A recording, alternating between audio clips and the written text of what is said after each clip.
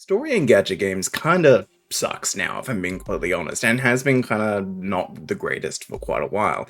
And I would attribute this to three different issues that I'm going to talk about. One of those major ones in this video today.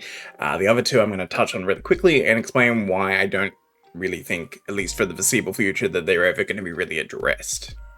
So the first issue I have with gacha stories just in general is they're generally just too safe. And now what do I mean by that?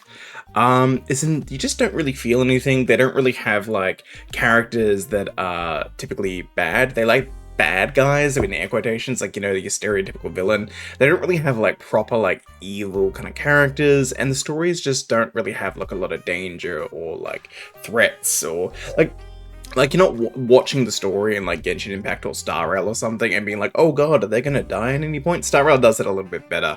And I'm not even necessarily even saying that like stories have to be like darker. They don't. But it's just like, you need that like character development, you need things and elements that these games just kind of don't have. And you spend way too much time just doing these like fluff dialogue story quests that don't really amount to anything. That's the first issue. Second issue is literally the fluff dialogue. It's too much exposition for literally no reason.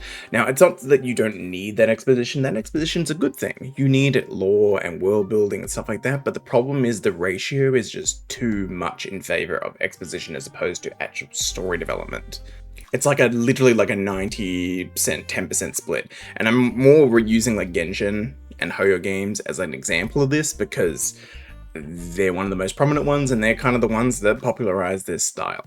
Now the third problem, which is the one I'm actually going to talk about today, is execution. Now, the third problem I'm going to talk about today is actual execution of the story. This is going to be the important one. The other two, the reason why I'm not going to talk about them too much is honestly, I don't think they're ever really going to change, at least not in the foreseeable future, because yet again, Genshin popularized this form of storytelling, and now everyone else is doing it, and it kind of just is what works.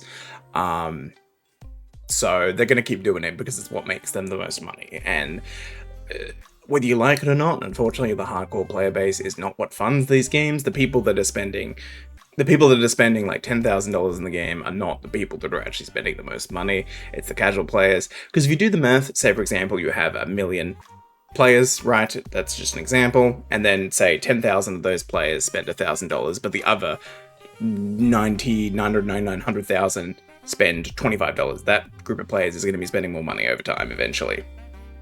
And it's just like, yeah, that's why Genshin caters to the casual player base and why the story elements are probably not going to change, because that's just how it is, unfortunately.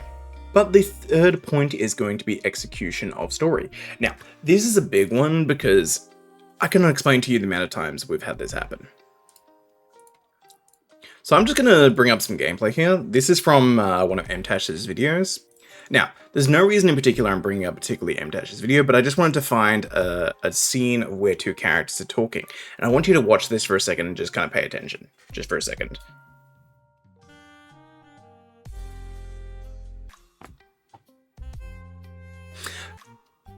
Do you kind of notice how they're just kind of standing there, like arms to the side, facial expressions very blank, and it's just kind of like nothing's really going on there.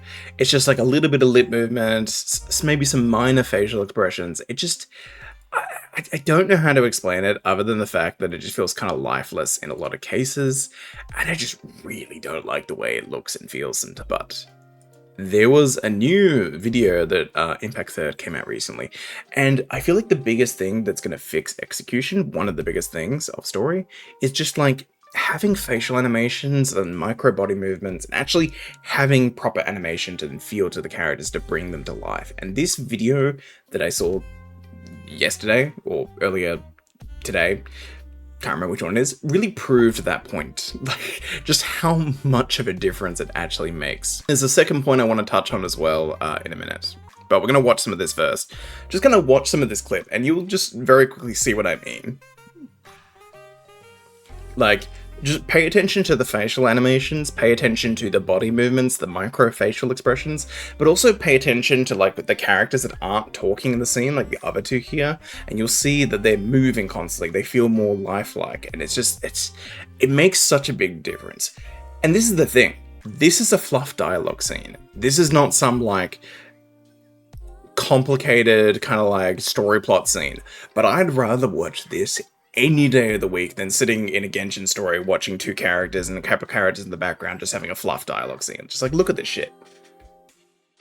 It's such a significant difference. Like, you look at her, she's making facial expressions, there's movement happening constantly when, like, they're not just standing still with, like, their arms to their side. And it makes such a big difference for the expressiveness and the lifelikeness of the characters. Also, Sedina, I don't know how to pronounce the name properly. Holy fuck, she's cute as hell. I'm definitely pulling for her. I'm going to be playing this game later next week. Anyways, I'm not going to show too much of this video, but just I'll leave this link below if you want to watch the whole thing. But you get the point.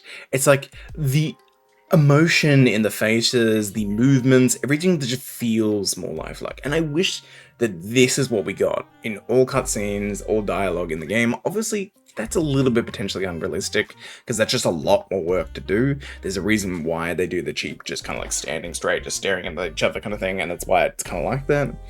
It's because it's expensive to do what they're doing here if they did it all the time. But at the end of the day as well, this company's making $50 million a month. Upwards, even further than that. Like, come on, they can do it. They could do it if they wanted to. It might take more time, but they could honestly just hire a team specifically to do this. They have that kind of money. They could do it. There's kind of not really like a huge excuse. Anyways, you get the point of that. I just feel like having facial emotions and actual proper like animations for the characters would make such a huge difference to the story, even just across the board. But even if it's not, here's the compromise I would have. If, like, for example, they can't do that because it is too expensive and too time consuming to do.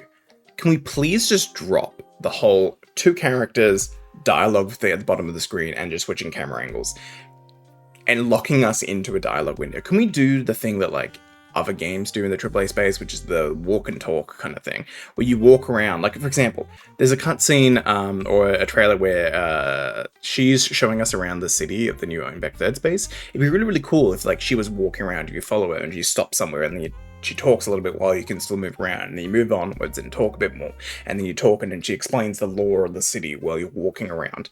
That kind of shit is really important and actually does a better job of selling a story because you're experiencing the story while you're exploring. It makes so much sense because you get connections to things. When someone would just stand in a cutscene, locked in a cutscene in the room, and someone explains, oh, this landmark, and here's the lore and history behind it, and then it's like, you don't actually see it or you're just standing near it kind of thing, and it's like, oh yeah, that's cool. But it makes a massive difference when the same thing happens with the same dialogue interaction, but you can walk around and explore and look at the thing they're talking about while it's happening. That makes a big difference. And there's all, yeah. So I would propose doing a higher mixture of like walk and talk kind of things, and then cutscenes like this, and then maybe have a couple of your locked cutscenes here and there where it's just like dialogue talking and characters standing around, but maybe make them a bit more emotive like this scene. I don't know. I feel like this kind of stuff would make such a huge difference with a story in these games that I just really want it to happen. Like, honestly, it's just seeing this animation, this cutscene just made me go, why is this not a thing? This would make game stories and gacha so much better than what they already are. And quite frankly, I want those other two things to improve as well, just like cutting down exposition in gacha stories and also making the stories more interesting with better character development, more deep characters and stuff as well. Like I said before, I don't know if that stuff is necessarily going to change, unfortunately. Anyways, that was a quick little video, just why I wanted to talk about why these things kind of suck at the moment, and hopefully they improve in the future, and maybe this is the direction games going to start setting, because all it takes is one big company to set the standard, and then from then on out, other companies will have to follow suit if they want to compete. So hopefully this will be the case. Anyways guys, hope you all enjoyed it. I'll see you guys in another video another time. Bye guys.